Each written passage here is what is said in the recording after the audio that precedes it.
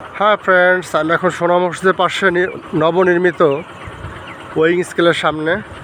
এদিকে চলে গেছে সোনা মসজিদ স্থলবন্দর। আসলে মেনলি স্থলবন্দরের ট্রাকগুলোর ওজন পরিমাপ করার জন্যই এই স্কেলটি নির্মিত হচ্ছে।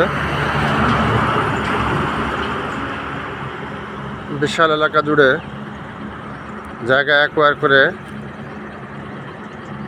ওয়িং স্কেলটি নির্মিত হচ্ছে। এদিকে চলে গেছে রাজশাহী ঢাকা মহাসড়ক। আসলে এই রাস্তাটি 4 লেন হওয়া উচিত।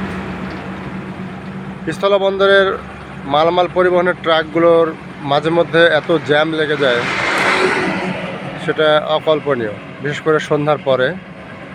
সুতরাং এই রাস্তাটি 4 লেন হওয়া অত্যন্ত জরুরি, কর্তৃপক্ষের দৃষ্টি আকর্ষণ করছে। Okay, thank you very much guys, thanks for watching my page.